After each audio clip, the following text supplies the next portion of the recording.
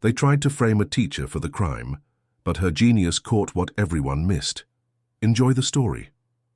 The morning light filtered through dusty blinds, casting thin golden stripes across the worn tile floor of classroom 23B. Margaret Wilson arrived as she always did, 1 hour before the first bell, her sensible shoes barely making a sound as she moved through the empty hallways of Lincoln Heights High School. She placed her meticulously organized lesson plans on her desk, smoothed the wrinkles from her modest navy blouse, and began writing the day's algebra equations on the chalkboard. Her movements were precise, efficient, like someone who had learned to occupy as little space as possible in a world that rarely made room for her. Through the windows, Chicago's skyline glittered in the distance, a world apart from the working-class neighborhood where she taught, and even further from the struggling South Side district she called home. As she wrote, a paper airplane sailed through the doorway, landing at her feet. Margaret picked it up, unfolded it, and read the crude drawing inside, a caricature of herself with the words, Margarine Wilson, the boring butterface. She sighed, tucked the paper into her drawer along with dozens of others she'd collected over the years, and continued writing equations as if nothing had happened. What her students didn't know, what nobody knew, was that behind her quiet demeanor and unfashionable clothes beat the heart of one of the most extraordinary mathematical minds in the city. The teacher's lounge was a cacophony of clinking coffee mugs and chattering voices when Margaret slipped in to heat her homemade lunch. "Well, look who it is," drawled Diane Parker, her perfectly coiffed blonde hair and designer dress a stark contrast to Margaret's simple ponytail and thrift store clothing. "Did you walk all the way here again, Margaret? You really should consider investing in a car. It's 1967, for heaven's sake." The other teachers snickered, their eyes following Margaret as she silently moved to the microwave. "I think it's charming," said Richard Browning, the newest English teacher, his voice dripping with mock sincerity. "Our own little charity case. Gives the school character, doesn't it?" Margaret kept her eyes down, focused on opening her paper bag. She had learned long ago that responding only gave them more ammunition. "Did you hear about the district math competition?" chimed in Betty Hughes, the chemistry teacher. "They're looking for a faculty advisor. You should volunteer, Margaret." More laughter erupted. "Can you imagine? Our Margaret coaching the math team, those poor kids wouldn't stand a chance." Margaret's fingers trembled slightly as she pressed the microwave buttons, but her face remained impassive. They had no idea that she had once been offered a position at MIT, or that she had published 3 papers on advanced calculus under a male pseudonym. To them, she was just the odd plain woman from the wrong side of town who couldn't afford a car and wore the same 5 outfits on rotation. Principal Walter Davis peered over his half-moon glasses at Margaret, his expression a mixture of pity and impatience. "Miss Wilson, the parents are complaining again," he sighed, tapping his pen against a stack of papers. "They say your teaching methods are unconventional, that you're challenging their children too much." Margaret sat perfectly still in the uncomfortable chair across from his desk, her hands folded neatly in her lap. "The students who are putting in the effort are improving dramatically, Mr. Davis," she replied, her voice soft but steady. "Their test scores prove it." The principal waved his hand dismissively. "Test scores aren't everything, Miss Wilson. We need our students to be happy, not frustrated by impossibly high standards."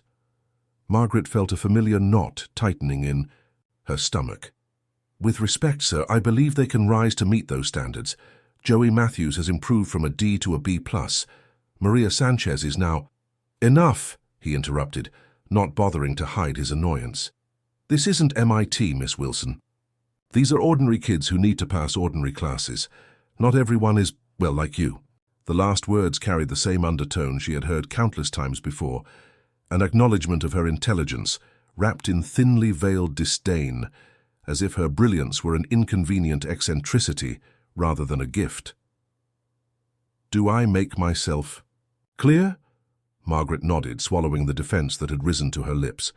"Yes, Mr. Davis, perfectly clear." Margaret stood in the empty classroom after school, erasing the day's equations, when she noticed Joey Matthews lingering in the doorway. "Do you need something, Joey?" she asked, offering a small smile to the lanky 16-year-old who had become her most improved student. Joey shifted uncomfortably, clutching his textbook. "Miss Wilson, I wanted to thank you. I got my first B+ ever in math. My dad actually smiled when he saw my report card." Margaret's expression softened. "You earned it, Joey. You worked harder than anyone." The boy hesitated, then blurted out, "The other kids say stuff about you. That you're weird. That you're too smart to be teaching here. That you must have done something wrong to end up in this neighborhood." Margaret's chalk hovered over the board, her back still turned to him. "And what do you think, Joey?" she asked quietly. "I think," he said slowly, "that you're the only teacher who ever believed I could be good at something." Margaret turned, unexpected emotion catching in her throat. Before she could respond, Principal Davis appeared at the doorway. "Miss Wilson, I need to see you in my office, immediately." His tone was ice-cold, his expression grave. Joey looked between them, confusion etched on his young face. "Go home, Joey," Margaret said gently. "We'll continue tomorrow." But as she followed the principal down the hallway, a sinking feeling told her that tomorrow might never come. What could she have possibly done? As they rounded the corner, she saw 2 security guards waiting outside the principal's office, and Margaret suddenly felt like she couldn't breathe. What was happening? "Theft of examination papers, Principal," Davis said coldly, sliding a manila folder across his desk. "Multiple copies of next week's standardized tests were found in your personal file cabinet, along with answer keys." Margaret stared at him in shock, her mind racing to process the accusation.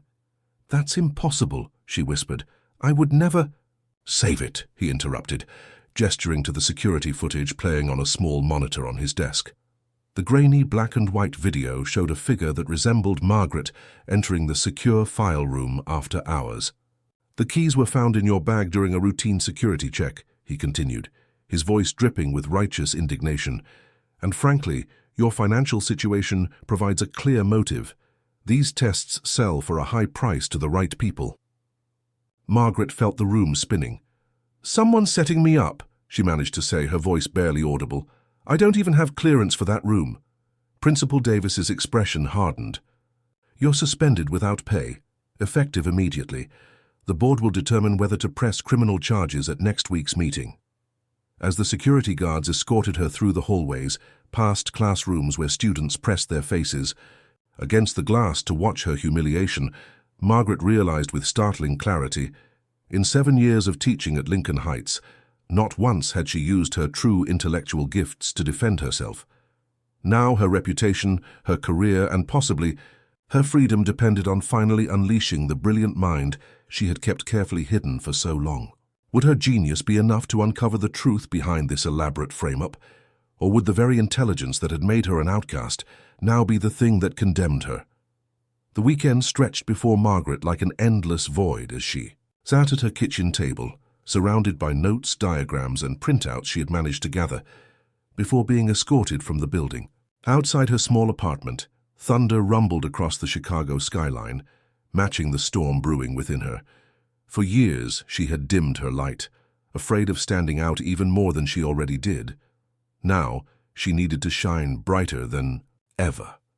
Margaret closed her eyes, visualizing the school's layout, the security camera placements, the staff schedules, the key card access logs.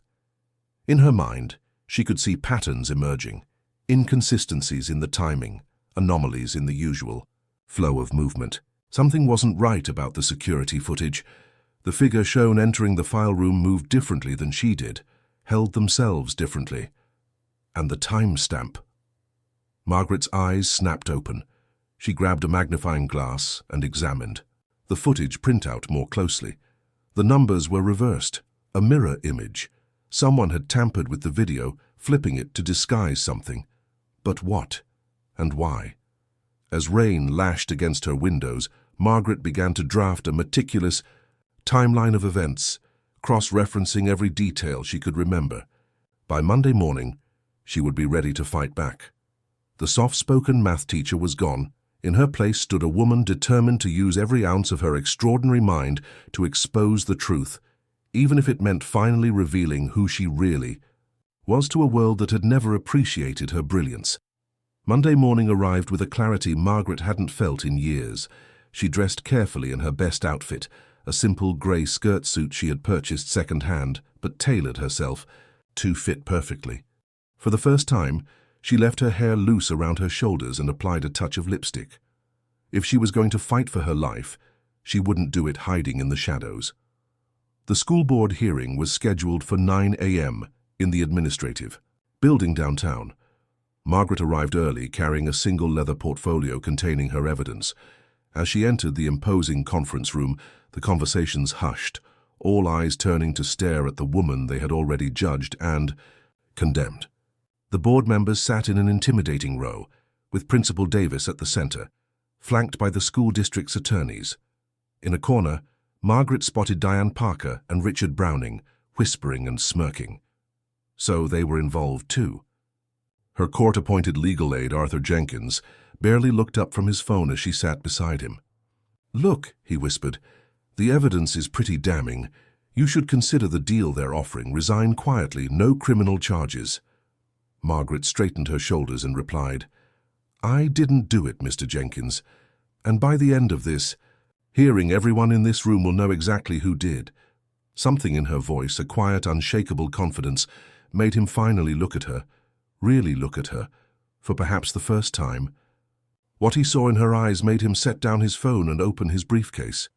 "Well then," he said slowly, "let's get started."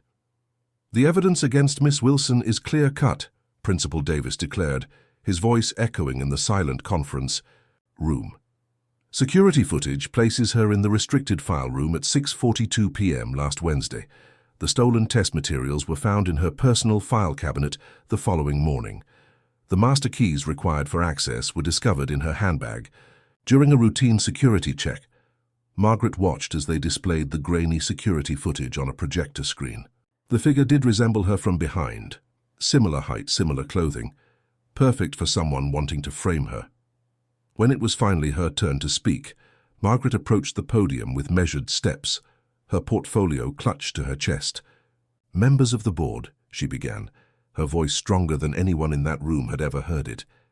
"I am not guilty of these charges. In fact, I intend to prove that this entire case has been fabricated as part of a systematic effort to remove me from Lincoln Heights High School." Murmurs rippled through the room. Principal Davis scoffed loudly. Margaret continued undeterred. "First, the security footage you've been shown has been tampered with. If you examine the timestamp closely," she approached the screen and pointed to the corner numbers, "you'll notice that the numbers are reversed. This footage has been mirrored to disguise the identity of the actual perpetrator." She opened her portfolio and extracted a series of diagrams. "I've analyzed the walking pattern of the person in this footage. Note the distinctive gait, a slight favor to the right leg. I do not walk with this pattern, but we know someone who does." All eyes followed her hand as she pointed directly at Richard Browning. "Mr. Browning sustained a minor knee injury playing tennis last month. He's been compensating with this exact walking pattern ever since." The English teacher's face drained of color. Before he could protest, Margaret pressed forward. "Regarding the keys found in my bag, I can prove they were planted." She produced photographs of her handbag from 3 consecutive days before the alleged theft. "My bag has a distinctive tear in the lining, visible here, here, and here. The security check conveniently failed to document this tear, because the bag they searched wasn't actually mine, but a replica." The board members leaned forward, expressions shifting from skepticism to bewilderment. In the corner, Diane Parker began edging toward the door. "Oh, I'm not finished yet, Miss Parker," Margaret said, her voice like steel wrapped in velvet. "Would you care to explain why your fingerprints are on the test materials that were supposedly found in my cabinet?" By lunchtime, the hearing had transformed into something no one had anticipated. Margaret stood at the center of the room, surrounded by her meticulously prepared evidence, diagrams, timelines, fingerprint analyses. She had somehow managed to obtain and printouts of emails between Principal Davis, Richard Browning, and Diane Parker, discussing their plan to remove the problem teacher. The school board members sat in stunned silence as Margaret systematically dismantled the case against her, with the precision of a master mathematician solving an elegant proof. The motive becomes clear when you examine the school's budget allocations. For next year, she explained, displaying a series of highlighted financial documents, Principal Davis has been diverting funds from the mathematics department to support the athletics program for years. My teaching methods were producing students, with test scores high enough to qualify for state academic funding, which would have triggered a mandatory audit. She turned to face Davis directly. You couldn't fire me because my performance reviews were exemplary, so you decided to frame me instead. The principal's face had turned an alarming shade of purple. This is absurd, he sputtered. Where would a simple math teacher even get this information? Margaret smiled for the first time that day. I'm not just a simple math teacher, Mr. Davis. I have 3 published papers on advanced calculus. I was offered a position at MIT before I chose to teach at Lincoln Heights instead, and I have an IQ of 165. A collective gasp echoed through the room. But most importantly, she continued, I believe in justice, and I believe that every student deserves a teacher who will fight for their potential, not sell them short for personal gain. As she spoke, the door to the conference room burst open. Joey Matthews entered, followed by a stream of students, all from Margaret's classes, all clutching letters and petitions. We won't let you fire Miss Wilson, Joey announced, his voice cracking with emotion. She's the only one who ever believed in us. Have you ever known someone who was unfairly judged or wrongly accused? Someone whose quiet brilliance was overlooked until a critical moment forced them to reveal their true capabilities. Share your experience in the comments below. The board's decision came swiftly and unanimously. Margaret Wilson was not only cleared of all charges, but Principal Davis, Diane Parker, and Richard Browning were placed on immediate administrative leave pending a full investigation into academic fraud and misappropriation of funds. As she gathered her materials, still processing the complete reversal of her fortune, Margaret felt a light touch on her arm. It was Arthur Jenkins, her attorney, looking at her with newfound respect. In 15 years of practice, he said quietly, I've never seen anything like what you just did in there. Margaret offered a small smile. Sometimes the quietest people have the most to say, Mr. Jenkins. Outside the administrative building, Margaret was surprised to find a crowd waiting. Her, students, their parents, even a few reporters who had gotten wind of the dramatic hearing. Joey Matthews pushed through to reach her first. Miss Wilson, he called out, his face alight with excitement. You were amazing in there, like some kind of math superhero. A laugh escaped her. Perhaps her first genuine laugh in years. As cameras flashed and microphones appeared before her, Margaret realized that her life would never be the same. The comfortable anonymity she had hidden behind for so long had been stripped away, leaving her exposed. But as she looked at the admiring faces of her students, she felt something else too. A weight lifting, a sense of freedom she hadn't known she was missing.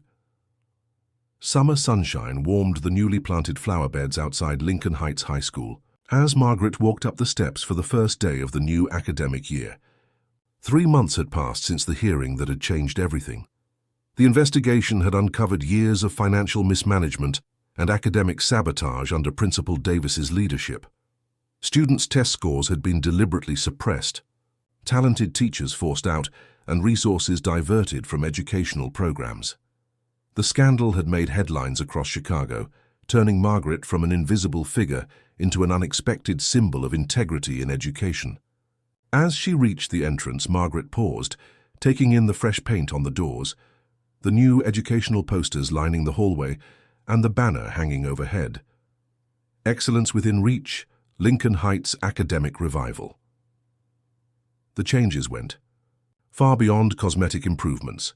Margaret had spent her summer working with the new interim principal to restructure the mathematics curriculum, create an advanced placement program, and establish a peer tutoring system.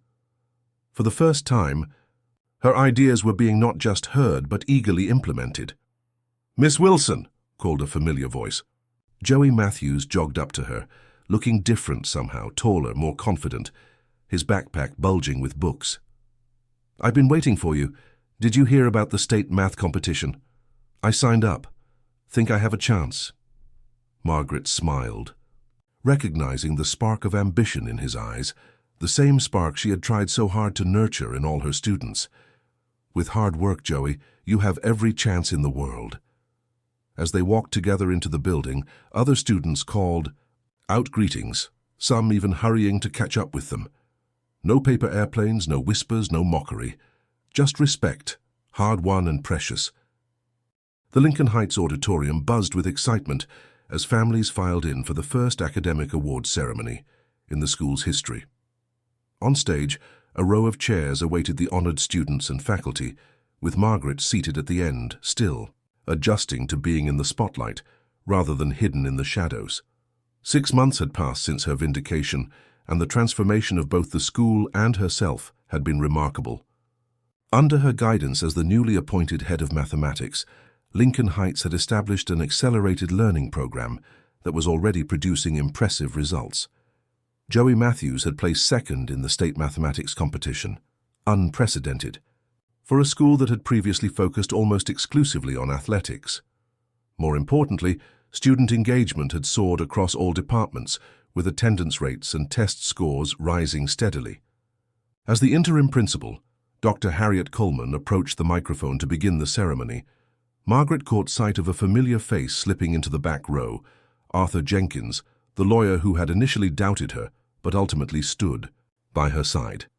He gave her a small nod of acknowledgement.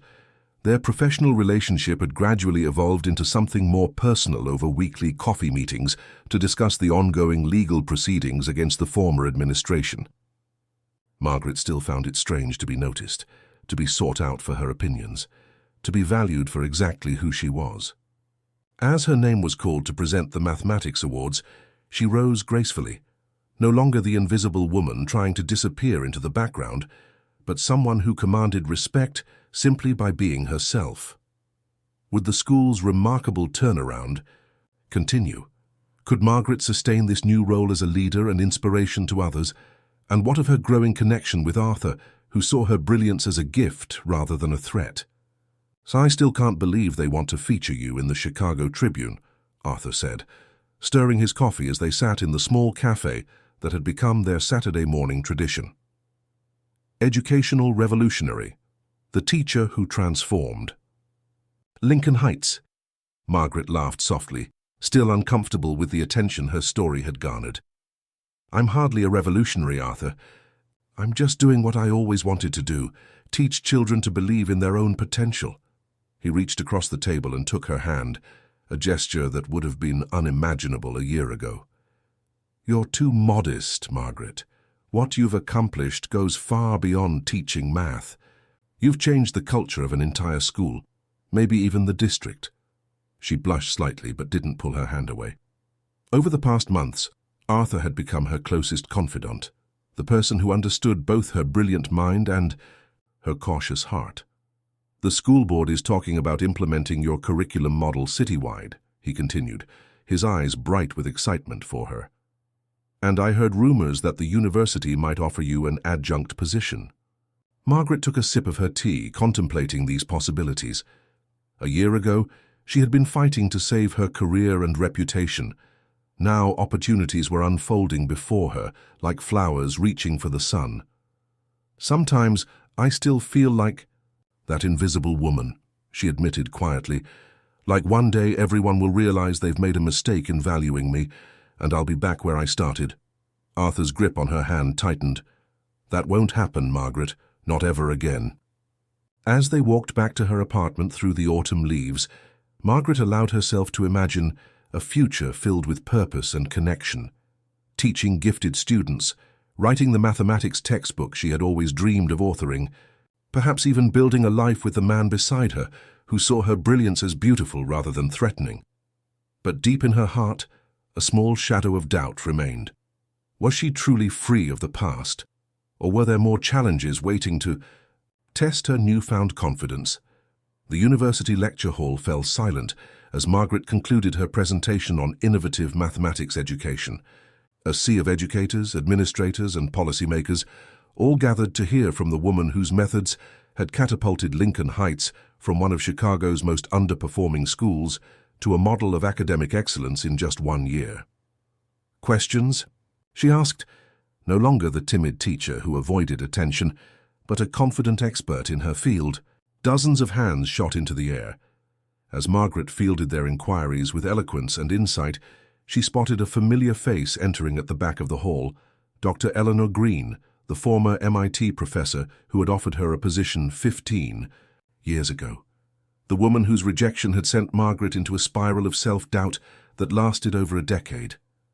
Their eyes met across the crowded room, recognition flashing between them.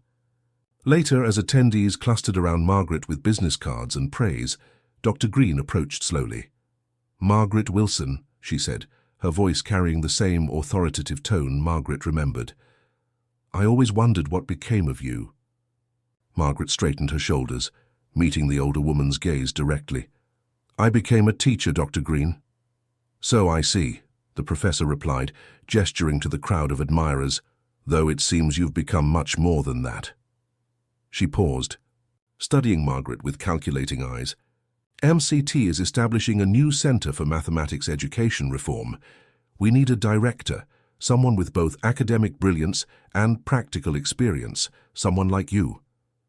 The offer hung in the air between them, a chance to return to the prestigious world Margaret had once been denied, to claim the recognition she had always deserved. But as she opened her mouth to respond, Margaret realized with startling clarity that her answer was no longer dictated by the need to prove herself to others. The crisp December air carried the scent of snow as Margaret stood on the steps of Lincoln Heights, watching her students leave for winter break. 1 year had passed since the hearing that had changed everything, a year of growth, challenges, and unexpected joy. Joey Matthews bounded down the steps, waving an envelope. "Miss Wilson, I got in. Northwestern accepted me with a mathematics scholarship." His eyes shone with the confidence of someone who finally believed in his own potential. Margaret hugged him tightly, her heart full. "I never doubted you for a moment, Joey." As the last students disappeared down the street, Arthur joined her. On the steps, wrapping a scarf around her neck against the cold. "Ready for our meeting with the superintendent?" he asked, his hand finding hers automatically now. Margaret nodded, thinking of the citywide educational initiative they would be presenting.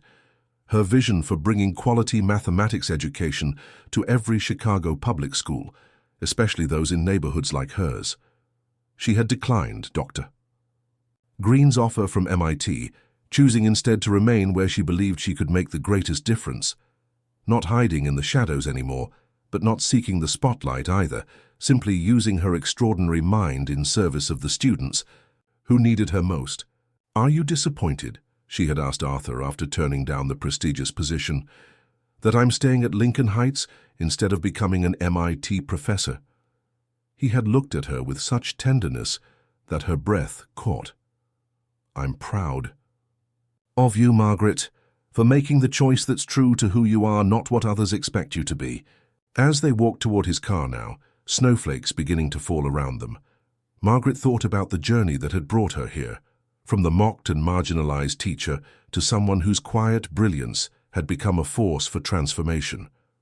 The woman who had once believed she needed to dim her light to fit in had discovered that shining brightly could illuminate the path for others. "You know," she said softly as they drove through the city streets, "I used to think my intelligence was something to hide. Now I understand it was always meant to be a gift, not just for me, but for everyone I teach." The spring sunshine filtered through the new stained glass installation in the Lincoln Heights atrium, a colorful array of mathematical symbols and formulas designed by the school's art and math departments in collaboration. 2 years had passed since Margaret's vindication, years that had transformed not only her life, but the lives of countless students who had discovered their own potential under her guidance. Today was a special day, the dedication of the school's new STEM wing, funded partly by a grant Margaret had secured and partly by community donations that had poured in after the Chicago Tribune series on educational reform spotlighted her work. As she prepared to cut the ceremonial ribbon, Margaret looked out at the gathered crowd. Joey Matthews had returned from his freshman year at Northwestern to attend, standing proudly beside his former classmates. Arthur was there too, of course, now her husband of 6 months, his expression full of love and pride.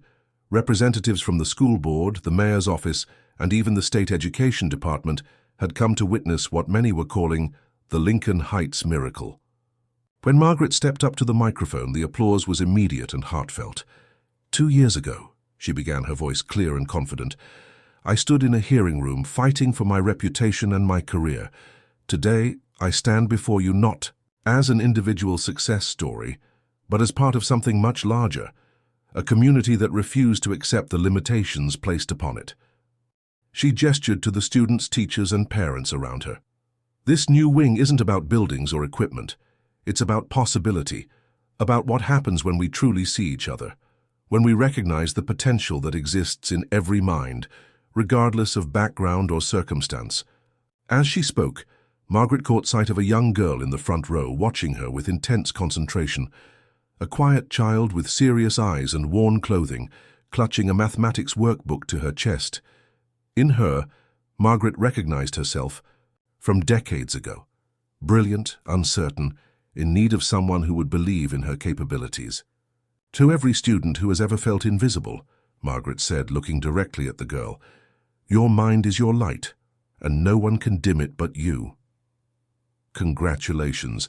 Type 9 in the comments so that I know you stayed until the end with me. Thank you for watching, and until tomorrow's story on this same channel.